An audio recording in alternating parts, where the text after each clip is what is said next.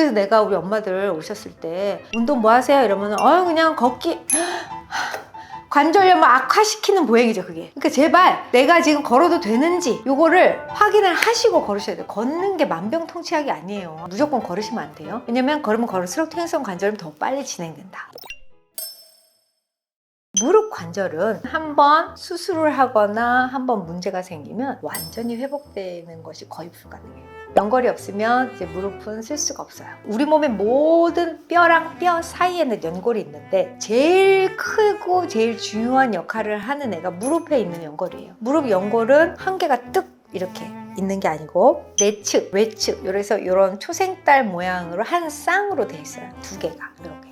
근데 보통은 걸을 때 체중이 무릎 안쪽으로 실리는 보행을 많이 하시면서 내측 연골 손상을 일으키게 되고 퇴행성 관절염이 99%가 이제 내측 연골 손상부터 일어나요. 무릎 안쪽에 있는 연골이 이제 닳기 시작하면 그때부터 걸음걸이가 또 이상해집니다. 왜냐면 안쪽 연골이 닳아지면 무릎 평행이 깨지기 때문에 안으로 기울어지면서 회전하는 그런 물리학적인 변형이 일어나요, 다리에. 그래서 무릎 관절에 기울어지고 회전이 일어나면 무릎이 벌어져요. 그래서 우리 할머니들 걸으시는 거 보면 이렇게 무릎이 벌어진 상태에서 이렇게 띠뚱띠뚱 걸으시잖아요. 그래서 내가 우리 엄마들 오셨을 때 운동 뭐 하세요? 이러면 그냥 걷기.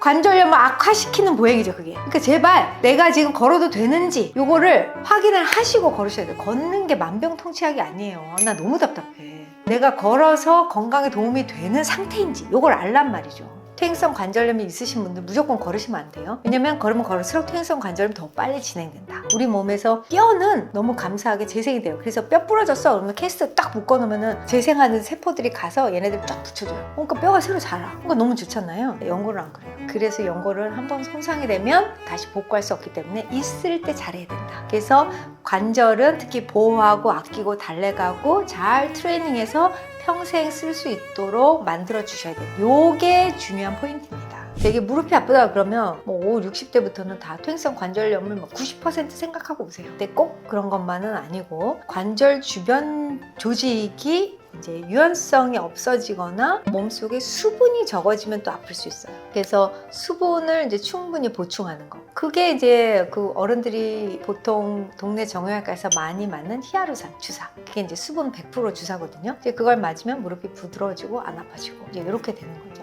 나이 들면은 왜 무릎이 아프냐? 1번이 수분 부족이에요. 근데 여기 좀 슬픈 게 수분을 부족해요. 그럼 물 많이 마셔야지 막 마시잖아. 안타깝지만 흡수가 잘 안 돼. 이게 나이 들면 수분을 흡수하는 소장, 대장을 지나는 그 과정에서 이제 수분이 흡수가 되는데 점막이 많이 손상이 돼요. 그리고 재생이 되지 않고 흡수 능력이 떨어져요. 참 나이가 들면 좀 슬프지만 수분 흡수 능력뿐만이 아니라 모든 뉴트리션의 흡수 능력이 떨어집니다. 이 수분은 어떻게 보충해야 되냐? 요거 하나 좀 팁이 있다면 우리가 먹는 물 중에 생수라고 소위 알려져 있는 그 미네랄 워터 있잖아요. 그런 거에다가 이제 보리차도 끓이면 안 돼. 그냥 이렇게 담가 먹는 티처럼 그렇게 해서 드시면 그래도 조금 흡수가 더 잘 돼요. 이 세포막을 통과하려면 이온을 띄어야 돼요. 그래서 플러스 마이너스, 음극, 양극. 그런데 보통 정수기 물은 죽은 물이라고 하는 이유가 그 안에 있는 천연 미네랄, 클로라이드, 마그네슘, 칼슘 이런 애들을 그 필터가 다 걸러요. 그래서 정수기 물은 대부분 이온을 띄지 않아요. 그 물은 드셔봐야 흡수가 잘 안 된다. 그래서 만약에 집에서 정수기를 사용하신다면 보리차 끓이지 말고, 끓이면 물 다 죽어요. 끓이지 말고 이렇게 티백으로 보리차를 담가서 그렇게 하시면 어른들은 굉장히 금방 느끼세요. 어깨 아프고 엘보 아프고 이런 거는 치료받고 이렇게 하면은 연골이 손상되더라도 이제 안 아파지게 쓸 수 있어요. 근데 무릎은 치료를 해도 잘 안 낫고 점점 아파지고 점점 더 빨리 퇴행성 질환으로 진행하느냐? 이건 너무 당연한 거예요. 내 체중을 온전히 80%가 무릎에서 받아내요. 그래서 무릎 아프다 라고 하시는 어르신들한테는 체중 감소하세요. 운동하셔야 되겠죠? 그러면 이런다? 나 무릎 아파서 운동 못해.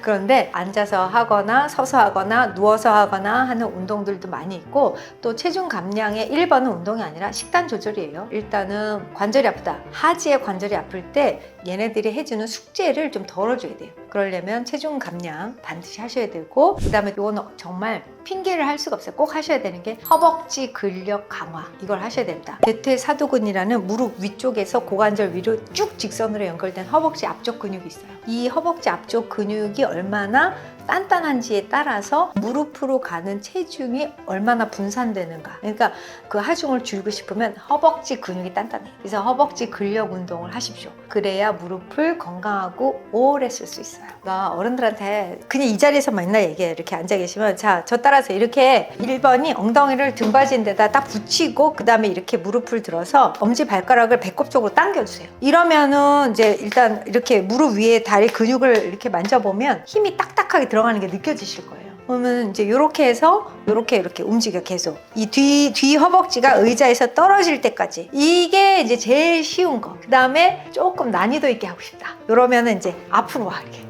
의자 앞으로. 그래서 엉덩이 끝에만 이렇게 의자에 걸치고, 그 다음부터는 이렇게 바닥에다 뒤꿈치를 대고 이거를 이렇게 수평으로 올려주시는 거예요. 이렇게. 그러면 힘이 훨씬 많이 들어가요. 근데 이런 운동을 하시면 내 체중을 이제 무릎에 실지 않아도 허벅지 근력을 강화하는 운동을 쉽게 하실 수 있어요. 의자에 앉아있다 이러면 해야지. 이게 밸런스가 굉장히 영향을 많이 받는 관절이에요. 그래서 걸을 때 밸런스가 안 맞잖아요. 그러면 무릎이 삐끗해요. 그런 밸런스를, 감각을 유지하는 손의 기능을 업그레이드 시키기 위해서 뭐 까치발 들고 한 발 서기, 아니면은 도구를 이용해서 밸런스를 유지하는 트레이닝 하시는 거, 그 정도 하시면 좋을 것 같아요. 나 까치발 들고 한 발 서기 잘 되는데, 이러시는 분들을 위해서 조금 업그레이드 버전은 눈 감고 한 발 서기 해보세요. 그러면 얘가 차단된 상태에서 손해와 세반고리가 그 기능으로만 내 몸을 이제 수평을 유지하기 위해서 훨씬 고강도 트레이닝이에요. 그런데 이 말랑뼈 특징이 뭐냐면, 너무 말랑해도 아파, 너무 딱딱해도 아파. 이제 적당히 해야 돼요. 너무 말랑해도 쉽게 찢어지고요. 찢어지면은 무릎을 움직일 때 그 찢어진 그 데브리가 이렇게 약간 흔들리면서 통증을 굉장히 유발해요. 걔를 그냥 내비두면 얘가 그냥 갖다 붙어가지고 지들끼리 이제 좀 마모되면 좋은데, 그게 안 돼요. 우리가 이제 관절 내시경을 뚫고 들어가서 보면은 찢어진 연골이 처음에는 그냥 내버려뒀을 때 한 1cm 찢어진 애가 있어. 그러면 이제 움직일 때마다 얘가 자꾸만 자극을 하니까 막 계속 아프단 말이에요. 근데 뭐 진통제 먹고 이러다 좀 괜찮으니까 또 무릎을 그대로 써. 그대로 쓰면은 이 찢어진 게 더 길게 찢어져. 그러면 더 많이 아파. 그러면은 진통제 먹어도 그다음부터는 이제 말을 안 들어. 그때 이제 관절경 수술하셔야 됩니다. 관절경이라는 건 이제 내시경이에요. 내시경으로 무릎을 뚫고 딱 들어가서 그 덜렁덜렁 찢어진 연골을 딱 잘라내. 근데 이 연골이 평생 우리가 써도 닳아가서 아깝고 관절염이 생기는데, 멀쩡하게 이제 있는 애를 이제 잘라내는 이 수술을 해야 되냐. 그래서 의사들이 계속 지금도 아주 뜨겁게 찬반으로 나뉘어져 있는 게, 이걸 해야 되냐, 연골이 재생되도록 해주는 방법이 없겠냐, 이거를 제거하면 당장은 안 아프지만 이분은 퇴행성 관절염이 생긴다, 환자를 퇴행성 관절염을 유도하는 거 아니냐. 이제 이게 그 연골 제거를 반대하는 선생님들이 있고, 당장 환자가 아프기 때문에 삶의 질을 높여주는 게 의사가 해야 될 일이다. 그래서 이 연골을 제거하는 게 맞다. 요게 이제 그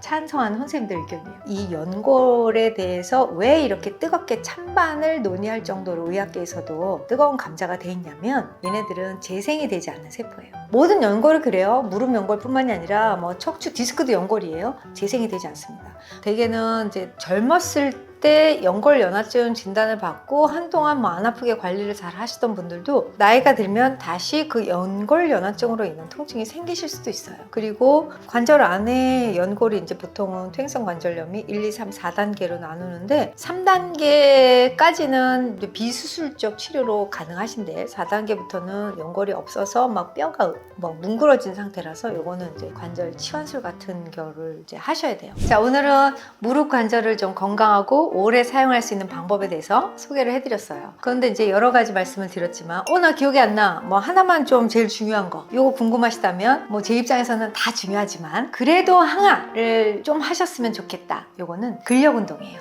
그래서 허벅지 근육 강화시켜주는 요것만 하셔도 현재 무릎 통증에서 반은 줄어드실 거예요. 허벅지 근력, 그리고 조금 욕심을 내자면 종아리 스트레칭. 그래서 허벅지는 단단하게, 종아리는 유연하게 이렇게 스트레칭 해주셔야 무릎이 건강해집니다. 엑스레이 한 장 딱 보고 의사 선생님 만나시면 아, 내가 운동을 해야 됐구나. 아, 내가 걸어도 되는구나. 아, 나는 치료를 받아야 됐구나. 이게 거기서 딱 판단이 되니까 한 번은 병원을 가셔서 확인을 받으신 다음에 스스로 결정하시면 될 것 같아요. 오늘 영상 도움이 되셨나요? 그렇다면 여러분 구독과 좋아요, 알림 설정 부탁드려요. 저는 다음에 좀 더 유익하고 재미있는 우아하게 나이 들어가는 방법 가지고 돌아오겠습니다.